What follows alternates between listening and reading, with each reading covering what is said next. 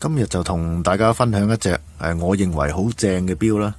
咁對好多人嚟講呢，正就等於貴啦。咁但係我認為呢，就正就唔一定貴嘅。最緊要就識唔識貨，呢個先係最緊要啊。咁呢隻錶有幾正呢？咁就睇一段廣告先。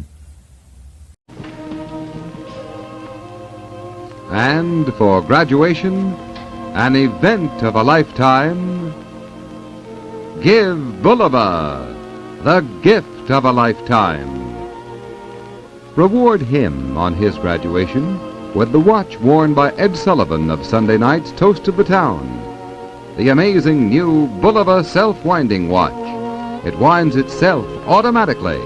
Just set it and forget it. The mere motion of your arm keeps it fully wound. 17 jewels, only $49.50.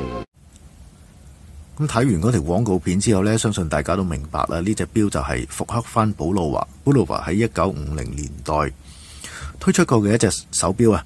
咁呢隻錶有咩特別嘅地方要佢特登要復刻一次呢？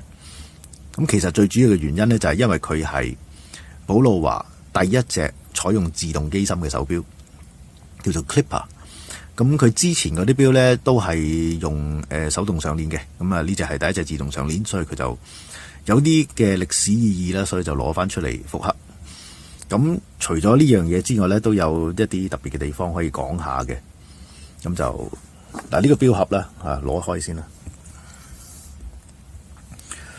咁一般嚟講呢，自動錶呢行字呢，因為有時呢行字會擺喺上邊啦，咁佢擺喺下邊。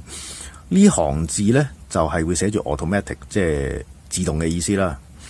咁但係呢，其實佢咧呢個 automatic 嘅寫法咧就冇話一個規定嘅，即係其實係一個後嚟出現嘅約定俗成啊，約定俗成咁樣。喺自動錶啱啱興起嗰時咧，其實就冇一個規範話要點樣寫嘅，所以佢當年咧就寫咗 self-winding， 即係都係自動上鏈嘅意思啦。咁就佢呢隻錶咧就跟翻當年嘅寫法啦，咁就好有味道啦，變咗。都係寫翻 self-winding， 咁就同而家嗰啲寫 automatic 嗰啲咧就有一個好明顯嘅分別。咁除此之外咧，佢嗰啲針啊、嗰啲字啊，都係跟翻當年嘅設計啦。咁即係其實我曾經話過，寶路華咧就唔係好美國味道嘅。其實佢雖然佢係一個有美國根基嘅品牌啦，但係佢而家出嘅錶咧好多都係冇乜美國味道嘅。但係呢隻例外，呢隻例外，所以我特別係買咗翻嚟收藏嘅。咁呢隻錶呢，就唔係話你入去一般嘅錶行買到嘅，呢隻錶係美國限定嘅版本。甚至乎唔係美國限定咁簡單嘅，因為佢規定係要美國嘅 Macy's 百貨先至會有售嘅。咁所以你喺香港一般入去錶行呢，你唔會揾到呢隻錶嘅。咁你可以試下上網揾啦，或者二手啦，應該會有嘅。價錢亦都唔貴，因為佢本身唔係一隻貴嘅錶啊。咁但係你識貨嘅就會知道，呢隻好有特色即係好嘢嚟嘅。咁佢呢隻呢，就係藍面啦，有啲反光嘅。咁佢另外出過一隻呢，就係黑色面金色殼呢隻就藍面嘅不鏽鋼銀殼。咁就兩隻色，咁我就要咗不鏽鋼銀殼啦。咁佢呢隻錶呢，就38mm，其實個直徑就唔係話好大嘅，可以上手俾大家睇。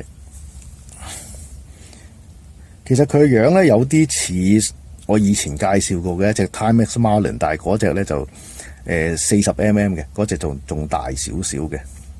其實嗰個年代嘅美國錶咧都係咁上下樣噶啦，即係50、60年代嘅美國錶啊。咁所以其實你見到呢啲咁嘅樣咧，你都知道係都係嗰個年代嘅味道。咁同嗰隻 Timex Marlin 一樣咧，佢都係用翻個亞加力玻膠面嚟嘅，你大家睇到啦，側邊凸咗出嚟嘅。咁呢啲都係當年好典型嘅舊美式風味嘅設計啦。嗱，睇下個把的咧，上邊就有，即係唔知睇唔睇到添，有寶路華嗰個音叉嗰個符號喺度啦。機芯咧，其實都冇咩特別嘅，即係機芯就用翻呢個 Miyota 8系機芯啊。咁可能有啲朋友都知道啦。其實寶路華係俾日本嘅 Citizen 集團係買咗噶啦。咁所以其實佢都係用翻 Citizen 嘅貨咧，咁就好合理嘅成件事。咁啊有啲資料咧就寫咗喺隻錶上邊啦。咁啊 water resistant， 但係就冇講到係幾多米嘅。咁啊當佢50啦，通常呢啲就嚇。咁啊下邊就寫住不鏽鋼啦。咁上邊呢度咧就有翻寶路華嗰個字啦嚇，同埋都係嗰個音叉嘅標誌啦。咁或者簡單講講點解寶路華會用一隻音叉嚟到做佢嘅標誌咧？因為第一隻音叉錶其實都係寶路華出品嘅。咁音叉錶係乜嘢咧？之前我介紹過噶啦，講過一隻鐵達時嘅音叉錶。咁大家唔清楚嘅話，可以睇翻好似舊年講過噶啦嚇。咁但係咧都有一啲地方咧就唔係咁正嘅呢隻錶啊，即係雖然佢係一隻好平嘅錶，咁就唔應該太多批評嘅，即係因為咁嘅價錢可以買到咁嘅質量咧，其實都非常之唔錯啊！有咁好嘅設計係嘛？咁但係都有啲嘢唔係幾好咧，就係佢條帶嘅。